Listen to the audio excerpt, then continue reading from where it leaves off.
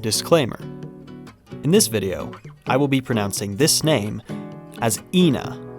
I'm aware of the fact that some people say ENA, or sometimes even INA, but in all my research, it seems like any pronunciation is fine. Okay, cool. Let's do this. Last year, I made a video called I Long for Liminal Spaces. Liminal spaces are, if you don't know, a genre of place, usually experienced through photographs more than anything else, that feel ethereal, separate from reality, strange in an almost hypnotic, dreamlike way. A lot of the most popular liminal space photos are real places presented out of context or with strange lighting. An empty play place, a hotel with no one in it, a pool at night. To some, they're vaguely threatening, an entry into the wild landscape of internet horror that people make games and short films about. But to others, to people like me, they're strangely comforting. I go into greater detail in the video, which you should watch if you haven't yet, but I feel a sort of abstract nostalgia for these things, for a time and place that all at once I've never experienced, but also know all too well. The main idea of my original video was that I desperately, if impossibly, wanted to seek out these liminal spaces, disappear into them, become a part of them. It's an impossible dream, all things considered. The pool rooms don't exist. The impossible geometry of the more artistic entries is just that, impossible, and going to a usually crowded space at night only works for so long. It's not reality, just a break from it. So, obviously, I turned to other methods to seek out my goal. If you can't go there in real life, the next best option is the gamerverse, as I've taken to ironically calling it. I found a couple games that partially give me the experience I was looking for. Dreamcore, a game I mentioned in that original video, does a pretty good job emulating my beloved pool rooms, and also has new levels coming out, which I haven't played as of the writing of the script, but will likely have played by the time this video comes out. I've also found that games that emulate older styles, like Hypnospace Outlaw and Lunacid, video incoming, also can get me at least partially in that trippy, surreal headspace I'm looking for. But very recently, a new game came out. One that's been on my Steam wishlist ever since my buddy first showed me the trailer. A game that I imagine a great deal of people were waiting for, as a new entry into an already beloved and heavily discussed fandom. That game is, of course, ENA, Dream BBQ. The world of Dream BBQ is full of mysteries and unanswered questions, which can be exciting as part of a fictional narrative. But in the real world, there are some questions that are terrifying not to know the answer to. Like, who has your information, and what are they doing with it? There are real people on the internet who do whatever they want, stealing your information and making it publicly available for anyone to see. I used one of the many available people search sites to research my own name and was shocked to see how much of my information was out there for anyone to find. Well, not anymore thanks to the sponsor of tonight's video, Aura. I've worked with Aura before, and in a time when scammers and advertisers are desperate for your personal information, you won't find a better defense. Aura can help you remove your personal information from data brokers and people search sites that sell your information to scammers, identity thieves, and anyone else. Aura monitors your personal data, including your social security number across billions of data points, including the dark web and public court records, to alert you about potential identity theft. Every adult on the account, up to 5, gets $1 million in identity theft insurance, up to a total of $5 million in coverage. Do you know how much that is? Those aren't the only reasons to download Aura. You also get access to a VPN, antivirus, and password manager, all with 24/7 available support. With all of those features, it's crazy you can get it all in one affordable app. Looking for an enigmatic boss character is one thing, but are you ready to look for actual threats? Protect yourself by going to my link to get 2 weeks for free. That's right, free. That'll be enough time for Aura to find out if any of your personal data is exposed. Thank you again to Aura for sponsoring this video. Now, let's get back to business. If you're not familiar with ENA, I'll give you a rundown the best I can. And I really mean that. The lore and universe of ENA is not only surreal and chaotic, but also left intentionally vague. Those of you who are familiar with my thoughts about storytelling and leaving things up to your audience's imagination can likely guess how effective I find this kind of story.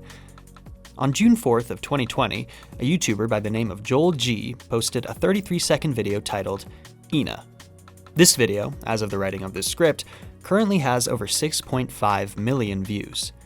The video is simply an idle animation of a blue and yellow character, the eponymous ENA. Her body is segmented, her head and parts of her arms floating in tandem with the rest of her body. The left half of her body is blue, and the other half is yellow. Those of you who are familiar with different artists and their styles will likely immediately clock a similarity to the works of Pablo Picasso, which is intentional. Joel tells us in the description that the character was inspired by Picasso's Girl Before a Mirror painting. This character, ENA, is the main protagonist in a series of 4 animations, 5 if you count the original 33-second video we just talked about. There are additional, more basic animations on Joel's channel that act as either celebratory posts of ENA Day, the anniversary or ENAversary of when the character was originally released, or announcement posts for the game, but the main content exists in those 4 videos. This yellow and blue form of ENA is the most common way we see her, but keep in mind that under no circumstances is it her only form. In fact, watching the series closely might even imply that ENA isn't just a name, but rather a species or model, and that there are multiple ENAs hanging around.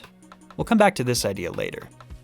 ENA's look has mostly to do with her mood and state of mind at any given moment. Typically, when ENA is happy, she speaks in a more masculine voice from the yellow side of her body, and when she's sad, her voice becomes more feminine and comes from the blue side of her body. There are variations on this pattern, but it's the easiest version of her transformations to understand. When ENA becomes too riled up or too sad, she sometimes takes on a white and black appearance. The white version of her seems incredibly self-destructive and depressed, but also apparently appears when ENA is drunk. Additionally, sometimes ENA also enters her demon or Diablada forms, also when drunk. There's also a completely gray version of ENA that appears when she is fully sad. Like pretty much anything surrounding this universe, what these different forms can represent as a whole is up for debate and hotly theorized. However, the theory that makes the most sense to me is that ENA is an emotionally driven character who doesn't necessarily have the tightest grip on her reactions to the world and outside stimulus, nor does she care to. This idea is backed up by the plot of the most recent full ENA animation, Power of Potluck, an animation that seems to place a heavier focus on happiness and the seeking out of it, in which ENA's blue, or sad side, has been taken over by a blue mask that seems to be attempting its own version of happiness. Until later in the episode, while talking to a bonehead called the Therapist, this mask is destroyed and a more regular version of ENA appears. Like I said, there are plenty of different ways to read this, but the way that makes the most sense to me is that ENA was literally masking, or socially camouflaging, in an attempt to hide the negative parts of her nature, but learned that doing this was not worth it, and comfortably reverted to her emotionally fluctuating side. I feel like I'm kind of bouncing around here as I try to explain to you what ENA actually is, so let's take a step back and talk about the series as a whole. There are plenty of people out there who have tried to piece together an ongoing story or theme in the ENA universe, and there very well might be one hidden beneath the surface, but at base level, the ENA series is simply a slice of life story in the strangest, most surreal universe you've ever seen. The characters and events within each episode might be strange to an outside viewer, but to characters within, not much is ever questioned, and the stakes never seem that high. If I had to describe the plots of each episode very basically, they would be described as follows. ENA and her friend attend an auction that is interrupted by unexpected weather. ENA goes to a party to give her friend a gift. ENA and her friend attend a holiday celebration and attempt to make a wish, and ENA goes ding-dong ditching with her friend and accidentally attends a performance. Now, am I blatantly ignoring things with these descriptions? Sure. The weather that interrupts the auction, in which characters are bidding on a dog in an hourglass with chalkies and fatty catties, is falling geometric stones that appear to be a result of some giant entity eating a floating cube, or something like that. The gift that ENA is giving her friend is her friend, and the party is in a maze of walls with an ominous green gas drifting around that maybe got ENA drunk? The holiday celebration is a giant beast walking around whose legs you have to climb after navigating a dancing maze of mannequins that might also somehow be other ENAs. And of course, the event that ENA attends is the performance of Happiness and is performed by shadowy skeleton people drifting in a weird spatial void. These explanations are clearly insane, and don't even do half justice to the true depth of oddness in each of these episodes, but what I'm trying to show you here is that despite how weird things look from the outside, from the inside, it's all just another day in the life. There's not a large-scale conflict tying these episodes together. ENA doesn't have some deep goal she's trying to accomplish. The world isn't in need of saving from anything. These are just things that happen in the world, and we follow this random girl, ENA, as she participates in them. Or maybe I'm totally wrong, and there is some hidden depth beneath the surface, but if that's the case, it's hidden very well, and not necessary to be compelled by the series. By the way, I've mentioned this friend a couple of times while describing the plot of these games. It's a character named Mooney. She's, unsurprisingly, a moon character, who's kinda mean to ENA, but in that way you're mean to a friend you've known forever, like a sibling. She's judgmental and critical, but clearly seems to care about ENA, who also seems to care about her, if I'm reading the tone of their interactions correctly, which, as I'm sure you've realized, is a little difficult at times. The only reason I bring her up here is because she's important enough in the series for it to be kind of surprising that she doesn't appear in the game. You'll notice pretty quickly in the later episodes of the series that the style these animations are told in is very reminiscent of old PS1 games with an element of CDI sprinkled in for flavor. It's like you're watching someone play a game, but it's a game that doesn't exist. That might just be how life works in the ENA universe, and we get a better idea of this by playing Dream BBQ. In most games that translate a piece of fiction to a new system, there's a little bit of work that has to be done to make the environment and gameplay make sense, but since the format of the original ENA animations is so suited for a game translation, it feels that much more like you're actually a part of her world. The first two of these gamified animations take place in the first person, but the most recent, Power of Potluck, is more like a third-person point-and-click adventure game, which makes me wonder if future installments into the Dream BBQ game might be played in a similar style. So, that's the animated series, as simply as I can explain it. I could go in depth into the plots of each individual episode, but one, I think that you're better off just watching the episodes. My writing, as descriptive as it might be, cannot possibly encapsulate how it feels to just watch the damn thing, especially blind, and two, I want to put a greater focus into the next part of tonight's video, which is an exploration of the game, of which Chapter 1 was just released. If you really want me to cover each episode, let me know. If this video does well enough, I might. But for now, let's talk about Dream BBQ, because there's a lot to discuss there.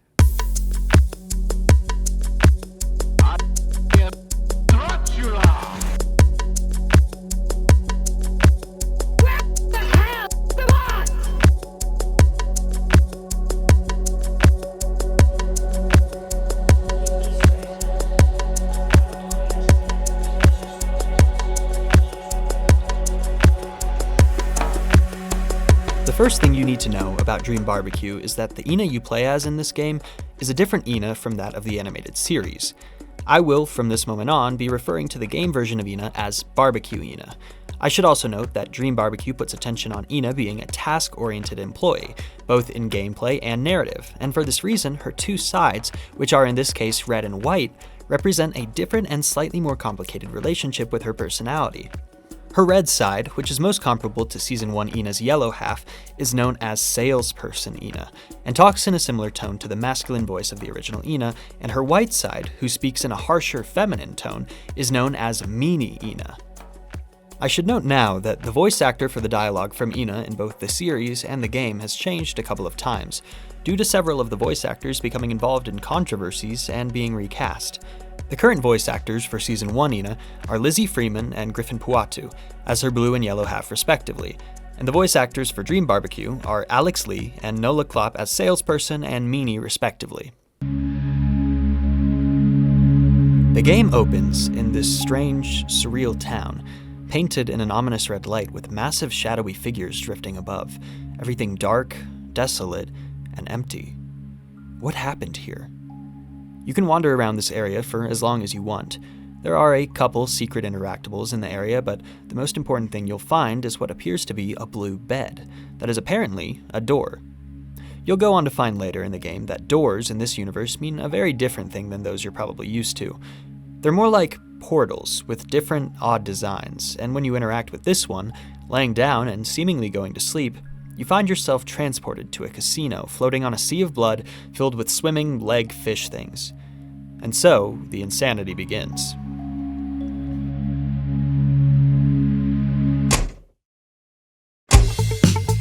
It should be noted that in a game called Dream BBQ, your first action being going to sleep on a bed likely has some relevance. The world you end up in is much brighter and happier than the one you left behind, so in all likelihood, it's some kind of dream that you're experiencing, or something similar. What happened in that previous world to make things so bad that you needed to escape into your dreams? Is it possible that you were somehow responsible? There's evidence to this being the case a little further in the game, but we'll get to that in a second. For now, it's time for introductions. Your first encounter is with two characters. Froggy, a coworker or perhaps manager of BBQ ENA, and Dracula, who is not Dracula, to clarify. He's Dracula. He's also not a stinky penguin, something he assures you of, though I don't fully believe him. Dracula has very little to offer us other than various assurances that he is, indeed, Dracula, and so we interact with Froggy to learn our purpose in this world. There's also a mannequin-type entity here, unmoving. Not the last of them we'll see. Apparently Froggy is seeking out a vague character known as the Boss, of which I assume he means the casino. Froggy talks about your objectives in a way that kind of implies he's navigating around saying what he really means, for BBQ ENA's sake more than anyone else, who, to his credit, seems to operate pretty heavily with blinders on. BBQ ENA's two personalities of salesperson and meanie both make appearances as she works towards her goal. Salesperson making strange corporate offers for divestment opportunities and asking questions about pain points and business struggles, all while meanie berates others for having opinions on money and generally gripes about all the tasks she's been given. It seems to me that the two sides of ENA are generally the two reactions one has to being an employee. Salesperson is driven, a little artificial, and manically positive, whereas meanie is bored, judgmental, and absolutely tired of being a part of this excursion. The only thing the two of them have in common is that they both speak in riddles, much like Froggy does when giving you your task. He says the boss is a target, but doesn't imply what that actually means. Are we trying to get them to buy something? To do something? Are we gonna kill them? I truly don't know, but my assumption is the latter, as BBQ ENA says something to the effect of putting them down the drain, which, if not murder, at least indicates to getting them out of the picture somehow. Plus, this is a video game, and most video games end with a boss fight. The question is, why is Froggy being so cagey with his words? Is it just another weird quirk, or is there something more to it? Either way, Froggy says that the boss is on an island off in the distance, but unfortunately, the ocean of Bloodlegs is covered in a thick smoke that makes moving on with this process pretty much impossible, at least by Froggy's standards. We learn from a TV-toting 3D animated receptionist that the only way to clear the smoke is to find a genie, for some reason, and our adventure begins. On the way to the next stage, though, there are a couple more entities to interact with, including a piggy bank that gets struck by a meteor and turns into a coin purse cat, a smiley lad who is summoned by bells and is literally called the Suspicious Man, and a woman in a suit with a coral on her eye who seems very stressed about her job. The genie is, apparently, in a place that can only be accessed via the Lonely Door, which is also the title of the first chapter in this game, the chapter we're in. One misrepresentation I've been seeing around this chapter specifically is that it has different endings. This is not correct. This chapter has one ending and multiple ways of getting there. On my first playthrough, I got to the end using the purge event route, and on my second playthrough, I used the human board tool to reach the bathroom, even though I fucked it up. Let's pretend this is my footage at the end. The ending remains the same no matter how you get there, but how you feel about the ending might be a little different. Through the Lonely Door, you access your first main level, a place called the Uncanny Streets. This plane is filled with wild characters who have a lot to say and many things to ask of you. The first person you talk to will probably be this wizard-looking guy called the Shaman. He kinda spawns, I guess, in this place called the Seal Tent, and tells you the genie can be found in the middle of the plane in this weird glass orb thing. Well, technically, he tells you the bathroom can be found there. For some reason, it doesn't seem possible to actually say the word genie in this plane, as every time you do, you encounter a sort of glitch which changes you into a strange dancing figure that even seems to catch BBQ ENA off guard, who replaces the word genie with bathroom. I've seen this dancing figure referred to as Angel in certain discussions by the community, so let's call it that for now. I should note that, among other themes, religion gets some attention in this first chapter of the game. BBQ ENA, and specifically her red side, uses some religious language throughout her journey, first telling the receptionist that they are still a child of God, with a 0 instead of an O, and on several occasions, usually when completing a task, says bless your business to certain individuals. Let's focus on this pixelated shaman. He also tells you to get a life, which sounds like an insult and might be a little bit because people love insulting you in this game, but is also a quest to be added to your book. In the same general area, you'll also meet a horse-headed lady named Shoryo who is looking for her 4 missing pets, possibly because she loves them or possibly because she wants to eat them, a second quest, and a group of suspicious women called the Witches who are looking for their friend, another quest. Following their quest lines will bring you down the human board progression path, as you'll need the money reward from Shoryo to buy an item to use on a character to cross a bridge nearby to get access to the missing friend, who will end up getting you a motherboard as a reward, which is the required quote-unquote life the shaman had you looking for. Boom. Tutorial. I should be a games journalist. Maybe I technically am, but we're getting ahead of ourselves. It's around this point in the game when you'll need to decide on, or more likely fall into, one of the two progression paths to get you to the end of the chapter. I'll start by describing the first path I took, that being the Purge event path, which you can access by ignoring the majority of the questlines except for one. There's a giant figure to the right of spawn who is sitting next to a taxi. A small man in a house explains that the figure is a taxi driver, and the only way to get to this ambiguous Purge event is to be driven there. Unfortunately, someone stole the taxi driver's heads, and therefore he can't drive, which makes sense. If you try to enter the taxi now, you'll somehow end up in this serene city scene overlooking the ocean, where you can encounter a silent Chad who smiles at you and rubs his nose. There's not really anything here for you, but it's nice. You can also access a weird maze area here that brings you to a hidden gift shop area that allows you to buy items for insane prices, but that's not super relevant to our progression, so let's move on. I also want to mention another character in this area, Tasky Maiden, my favorite encounter in the game. She's this silly, half-masked girl wearing cat ears who speaks almost through keyboard smashes. She's unemployed and gets made fun of by BBQ ENA for that, which makes her upset. While initially interacting with her, with zero warning, the screen will cut to this creepy X-ray version of the character who says, "Rude entities like you get punished for the sins of others." Before it cuts back to the original sprite who tells you she's just joking, Lamau. It seems entirely possible that there's a greater depth to this line, but if that's the case, I don't know what it is. Anyway, ENA tells her to keep it down because the pizza guy is here, so I'm not sure if it bothers her that much. Anyway, you'll have to find where the taxi driver's head has been taken and retrieve it. You end up crawling into a little underground cavern beneath one of the lopsided buildings with flowing water leading you not only to a pet, but also the head's hiding spot, where you have to do some very light and easy platforming to reach it. Also, while researching for this video, I found out that apparently you can get to the head even quicker if you crawl into a hole in his sleeve, a hole I didn't even see. For a game this short and condensed, it's crazy how much you can miss. Once you retrieve the head, the taxi driver will suddenly become animated, sporting his many faces and offer you a ride to a place called the Lost Maze, which is actually situated just above the uncanny streets. Here, you'll find a crumbling cityscape filled with gravestones and coffins. There's an implication throughout this first chapter that this stage has at least something to do with the afterlife, or death at large, both with certain random NPCs talking about hangovers in the afterlife, the witches seemingly dying and becoming ghosts casually as part of their dialogue, and the current setting. Something about the Purge event is ominous, especially when you don't know much about it more than its name. To get to it, you have to walk into a giant ear, where you encounter a line for the event. Getting in requires a sacrifice, specifically an arm or a leg, which you might associate with the common phrase, "it cost me an arm and a leg," adding to the vague business and money themes we've been seeing throughout our playthrough. Finally, you get access to the actual Purge event itself and oh shit! It's a fucking party in here! Excuse me while I bust a move real quick.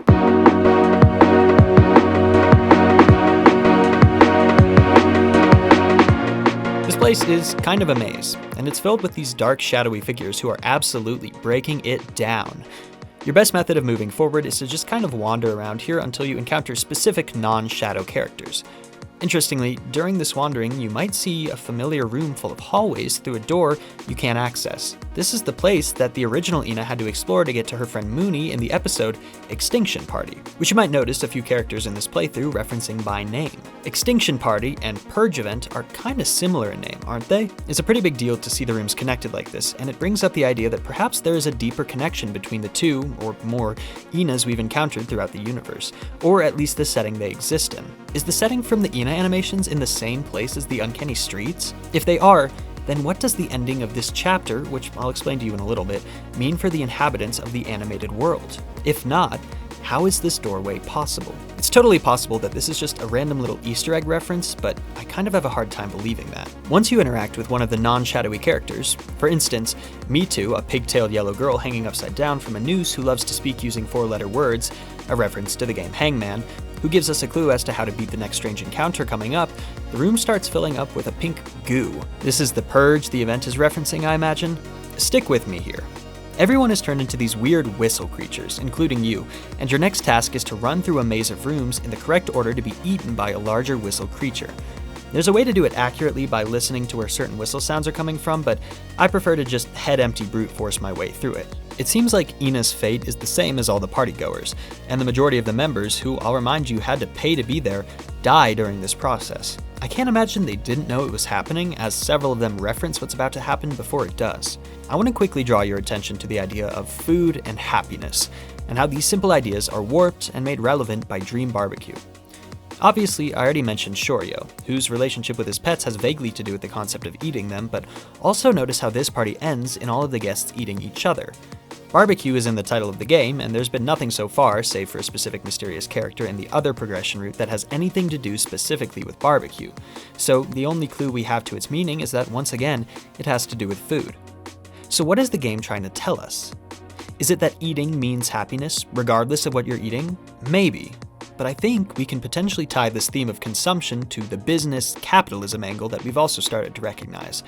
Maybe there's a message here about consumption in a more general sense, the urge to take and use more and more in the pursuit of happiness or satisfaction. That it's a dog-eat-dog world, or better yet, whistle-creature-eat-whistle-creature world out there, and only the biggest and most powerful can survive. I'm also growing increasingly more convinced that at some point in her past, Barbecue ENA was responsible for something truly terrible, potentially whatever happened to the original town that the game begins in. Was this terrible action motivated by greed, selfishness, a desire for something that overwhelmed her, or something she was working for? Unfortunately, we don't have any answers for this right now, but it'll be something to keep in mind going forward. Let's continue through the story.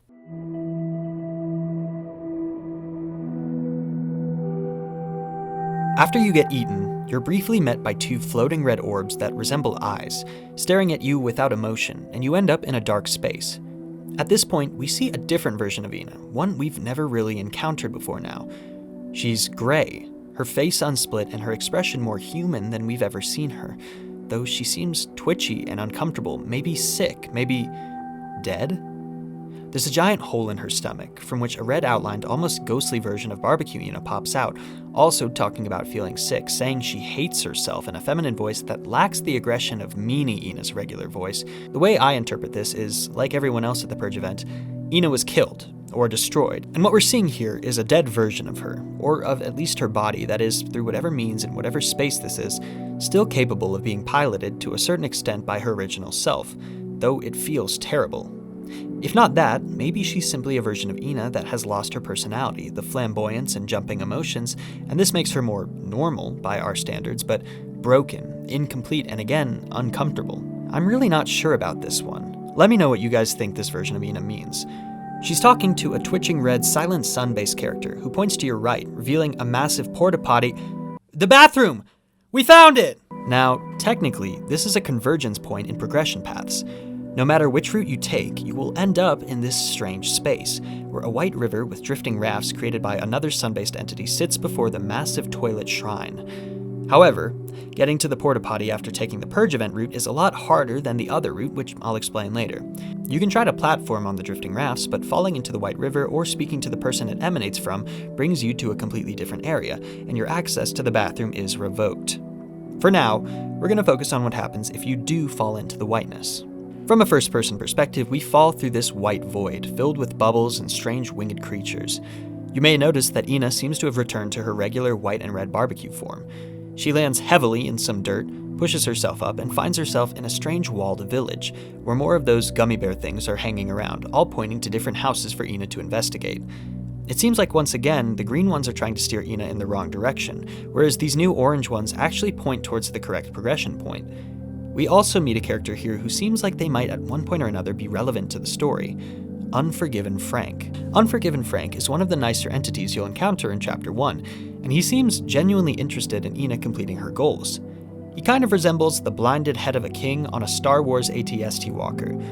In the other progression path, you get access to a dialogue option that puts a focus on Frank and his apparent quest for forgiveness, but currently, we don't know what he's unforgiven for and why he's so invested in our success. We move forward by investigating different houses these gummy bears are pointing us toward. And by the way, I should just mention that they're not actually called gummy bears as far as I know. I've just decided to call them that because I think they look similar, and it's funny. Eventually, upon finding the correct one, we move into a multicolored tunnel filled with more of our gummy bear friends, and discover at the end a broken ancient pot that speaks to us. This is Theodora, or at least a version of her, the only version we'll encounter on this path, and she's the Genie. Or bathroom, I guess, for this place. Well, she actually says she's the former Genie when you talk to her. The atmosphere of this room is off. oddly tragic? She says vaguely that forgiveness is the only gift you can never have. Again, you suddenly feel responsible for something that you can't even identify, and unfortunately, it's about to get worse. BBQ ENA tells the Broken Pot that she's looking for the boss, and the Genie says this: "The boss that you're looking for. Are you familiar with his background? His family? His face? Even if you can't answer these questions, you seem to recognize very well who this entity is." After which she implies that you were or are incapable of reaching that goal, with the added question of whether or not you hesitated. We don't know exactly what she's talking about, in quite the same way we don't know what most entities in this game are talking about, but something about this, something about her, feels different than everything we've encountered. It's like we're being told we're wrong and stupid. We feel almost blamed. Like our actions are being, or maybe have been, more closely judged than we realized, and it calls to attention not just ENA's mode of operation, but the players as well. We're blindly seeking out this boss character with as little information about them as is possible to have. Like playing something like Elden Ring for the first time. It's action first, questions later. We're looking for a boss, but when we get there, will we even know it? If we do, how will we proceed? Are we a violent character? I've seen a theory online recently that posits that ENA and Froggy, the person who originally brings up the boss mission, have misunderstood each other during their communication, which we've seen to be true on the small scale a few times in our playthrough. The extent of this miscommunication, though, might go further than we know, however. The Broken Genie says that she'll show us what would happen if we accomplish our goal and snuff out the smoke before cutting to a completely white screen, and the text, "All it takes is a place and the right food." This line of dialogue appears in both progression paths, indicating it to be rather important. The miscommunication theory stems from this phrase. When discussing the boss in the early part of the game, Froggy says that you're aiming for the boss's gut, which I believe ENA takes to mean use violence against the boss, with the gut potentially being a weak point or something metaphorically similar. However, as certain themes have been amping up and implying, food and satisfaction/happiness are incredibly relevant to the game we're playing and the mission we're on. The phrase, "all it takes is a place and the right food," might be an extension of this theme. In my Hells of Our Own Making video, I mentioned the hierarchy of needs, which places shelter and food on the lowest, most essential tier for human survival. And it's possible that that's the idea being conveyed by this game, that happiness is solely dependent on food and safety. Now, the barbecue in the title could refer to a number of things. Community events, the act of grilling, or getting information, dead meat, but it, again, undeniably references food. Perhaps when Froggy says he's aiming for the boss's gut, he means, for whatever reason, the goal is to feed him, but ENA hears it as kill him. Right now, we have no way of knowing, but ENA's destructive capabilities are real, and we can point that destruction out clearly. The last thing that happens in this progression path before we encounter the shared ending is we're dropped right in front of a smoke machine, the one responsible for the smoke we've been trying to clear this whole time. A heavy implication still hovers over us, an idea that maybe we shouldn't do what we're inevitably about to. But that doesn't stop ENA, or maybe it doesn't stop us. We shut down the smoke machine and suffer the consequences. But before we talk about those consequences, I think it's time to briefly speak on the other progression path. We should be able to get through this one a bit quicker, but there are still a few things I'd like to mention. So, going back to the beginning of the Uncanny Streets, to do this path, we have to put a much greater focus on completing the quests we've been given, specifically the Witch's Quest. As mentioned earlier, our first step is finding all of Shoryo's missing pets so we can get our reward of 10 Chalkies, which we can assume is the major currency of the universe, having been mentioned in the Auction Day animation. The pets are easy enough to find, it's not that big of a stage, and so our next step is to talk to a character called Vending Machine to buy a necessary progression item. This dialogue is, in my opinion, super important for one key reason. As mentioned earlier, lots of NPCs tend to insult ENA, or at least clearly mistrust her, and the reason why is never made clear to us. However, in this dialogue, we get a big clue. The vending machine seems to recognize ENA and refuses to sell to her, at which point the meanie side of ENA speaks up and says with an air of confusing desperation that she's not doing what you say she's doing, and that she's not doing anything at all. As these lines of dialogue occur, the background shifts to a cloudy orange wasteland with bullets raining down over ENA's head. There's something here, I just know it, something big being revealed to us, but we just don't have enough information to see the full picture. ENA is perhaps known for being destructive and violent, but doesn't want to be. Maybe there's a history, maybe she's responsible for something she's ashamed of, had no control over, or both. Either way, bullets are bullets, and I find it hard to believe that they represent anything other than violence here. But is it a violent future or a violent past? I suppose we'll have to find out. The item we need is mayonnaise that can be used to cover the eyes of a character who's staring at a rat guarding a bridge we need to cross to find a missing witch. I know. It's insane, and it sounds like I'm making it up, but at this point, 11 pages into the script, I feel like we're probably on the same page on how surreal and random all of this feels. The quest doesn't go exactly as expected because the rat doesn't let us pass, but don't worry, he gets fucking murdered, so we can proceed anyway. To get the missing witch down from a high ledge she's stuck on, we have to use an industrial crane tool. Using this destroys the taxi, locking us out of attending the purge event. However, now we move forward in a different way. The witch gives us a motherboard as a reward, which we give to the shaman, exploding his seal tent, and he gives us a human board, a device we can use to walk up and over hidden paths to proceed forward. We tested a couple times to meet hidden NPCs, including this NPC who just shouts, "I'm the best!" and is voiced by popular YouTuber and subscriber to the channel, Senor Pelo. His dialogue is a play on "I'm the boss," which a number of other NPCs falsely claim to be, but I just thought I'd mention it because I like him. Anyway, we finally have all of the tools necessary to make our way to the weird glass orb thing the shaman told us about, but first things first, we need to do some more platforming! Just a note, I saw a bunch of people online genuinely frustrated by this platforming section, saying it was hard and unfair, and I don't usually do this, but hey guys, you're wrong. This isn't Celeste, this isn't Getting Over It. The platforming is incredibly average in its difficulty. Maybe I'm just salty because I genuinely do enjoy challenging games, but this just isn't one of them.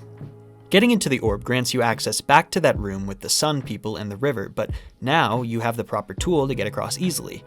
Again, let's pretend that in my footage I didn't talk to the wrong sun guy right at the end and fuck up my progression, and that the footage you're seeing is clearly somebody else's, okay? Okay. When we enter the porta potty, we find ourselves in what looks like a locker room. In one end, near the showers, we find a well, inside of which is an unbroken version of Theodora's pot. However, now we get to see her in her true form revealed. A large, 3D statue whose animation is both genuinely beautiful and disconcerting. There's something about it, about how uncanny it is, that just kind of gets under my skin. Is that why it's called the Uncanny Streets? Not in my script. Just genuinely a revelation I had right now. Okay. There's something about it, about how uncanny it is, that kind of gets under my skin, not to mention the haunting melodic tone of her voice.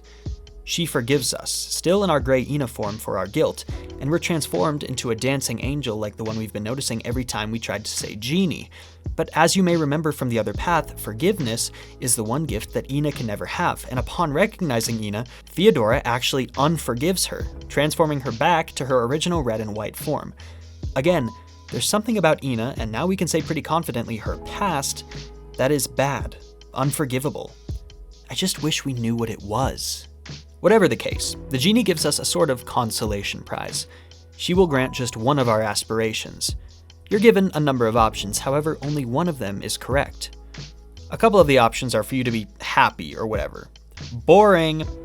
One is to punish the moon, which could be a reference to Mooney, however, it's a little vague and I'm not certain why we'd want to punish Mooney. The most interesting option is, in my opinion, aspire for Frank's forgiveness, obviously referencing Unforgiven Frank. And maybe you've noticed what I've noticed.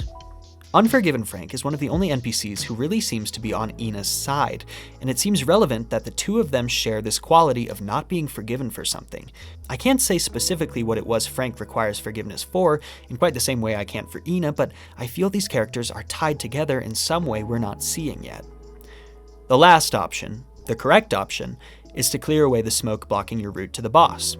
When you select this, Theodora says some strange things to you, implying, if I understand correctly, that there is an imbalance somewhere within ENA, that the things she's saying and the things she believes are at odds with each other. She says that worries and fears will only betray your true goals, and all the while we see this strange character, a dancing woman with the head of a spatula, transform into some kind of dummy, and at this point I'm kind of at a loss. There's only so much we can be vaguely told about ENA before we require more context, and unfortunately, I don't think we'll be getting that context anytime soon. However, an internal struggle represented by two different sides is entirely familiar to ENA, not just our barbecue version, but the original yellow, blue, happy, sad version. ENA represents duality, at least in a couple of circumstances. Is the difference between meanie and salesperson so superficial as we've been presented with, or is there more to it? We don't know yet, but maybe one day we will. We're given the same warning about a place and the right food, and our two progressions converge, finally.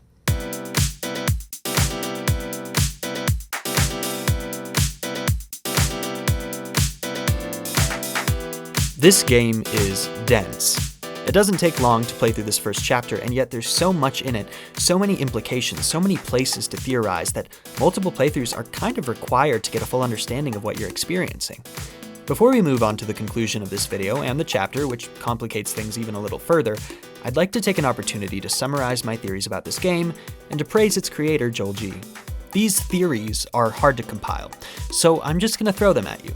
Feel free to add your thoughts, agree or disagree, and just honestly help me with all of this in the comments. Whenever the next part comes out, I'll make a follow-up, and your input is always valuable in situations like these. I think that there's a point of connection, or perhaps multiple, between the game setting and that of the animations, and that will be reaffirmed in just a second when we cover the conclusion. I think that the ENA we play as is definitively separate from the one from the animations, and what that could even mean, I'm not sure. I think that there's a greater power-up rating in these worlds, perhaps the boss, but likely something greater, something potentially artificial and code-based, like the Great Runus, as we've seen ENA in multiple forms interacting with a sort of holy code. I think that there's a reason that communication is so unclear and that people behave so strangely towards ENA, and it's that it has to do with her perception of reality and her history, both of which are partially unclear to us. I think food and happiness, specifically the latter, are really important themes for this series, and that maybe satisfaction with the world and with oneself is also part of this dynamic. I also think there's a ton of things that are just insane for insanity's sake, and that trying to rationalize every single line of dialogue or occurrence is a surefire way to miss the actual point, which is that all of it, the whole of the experience, the difficult and confusing and strange and theorizable and beautiful, is what you're really supposed to be looking at. You can get caught up in the minutia, but it's not one part above others that is impactful in this experience. It's the whole chapter, animation, or series that you're really supposed to gravitate to. The mixing of ingredients, of ideas and personalities, kind of like a salad, or a barbecue. And even then, I'm reaching for a connective point that just might not be there. It's frustrating in the most enjoyable way possible. ENA, both the game and the animated series, is a testament to the power of indie creation, to the value in respecting your audience's intelligence and imagination. We're spoon-fed nothing in this universe, just allowed to let our ideas run free, our theories and explanations and creations, and this has created a really valuable, if slightly ravenous community, one that creators like myself really aspire for. Joel has done an incredible job of letting his art speak for itself, while still engaging with his community. And to think that every single piece of this world is available for free by design is astounding. Joel has an incredible amount of supporters and patrons who allow him to do what he's doing, and it's because of them that a game like this was possible, but it's also because of Joel that these backers exist in the first place. I truly enjoy this universe, everything that has been done with it, and though I'm sure we'll have to wait a long time for the game's next entry, it'll be totally worth it. So, having gotten through all of that, let's talk about the convergence of these paths.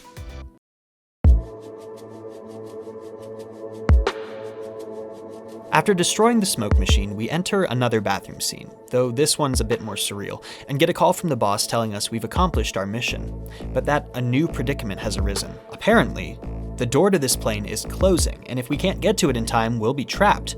So we rush to the bathroom and find ourselves, wait, are these the uncanny streets? They look so different, almost like, this is the setting from Auction Day. Does this mean Dream BBQ is a prequel to the animations? That BBQ ENA is responsible for creating the setting of those animations through her dispersal of the smoke? Or have we created a new version of a familiar environment? I don't know, but either way, it's certainly interesting. As we make our way to the door out of this place, something strange and a little terrifying starts happening. Polygons start to invade our body and vision. This is not good. It seems like we're already close to losing ourselves here, and why? Again, I don't know, but it's happening, so we have to get to the door before it's already closed. It's too late. As we turn to see if we can find another solution, the polygons invade our body much quicker, and suddenly, it's over. We've wrought a certain kind of destruction on this land, and this time, for maybe the first time, we have to deal with the consequences. ENA is trapped unmoving, stuck in her own body in a realm that's decomposing or at least becoming something else, but she pulls herself out, becoming a mannequin, splashing into a pool of holy code quite similar to that found in the Temptation Stairway animation, and being grabbed by a yellowish hand, the origin of which we cannot quite place. Meanwhile, Froggy and Dracula are fighting again, when they're suddenly interrupted by a nearby mannequin glitching through several strange ENA-esque forms before finally becoming Barbecue ENA again, who looks a little dazed, but no worse for the wear. Somehow, she's avoided the consequences. Again is a word that comes to mind, but I can't say for sure whether it's accurate. Froggy tells her to stop being so unprofessional. And that's it. Chapter 1 ends, and now all we can do is wait. Wait to see what door will open next, what strange encounters we'll deal with, what mysteries we'll solve, or more likely fail to solve, and how much closer to the boss we'll get. So, I'll leave you with one final note, that after all of this, the one thing we can be certain of is, The great Dracula! oh my god!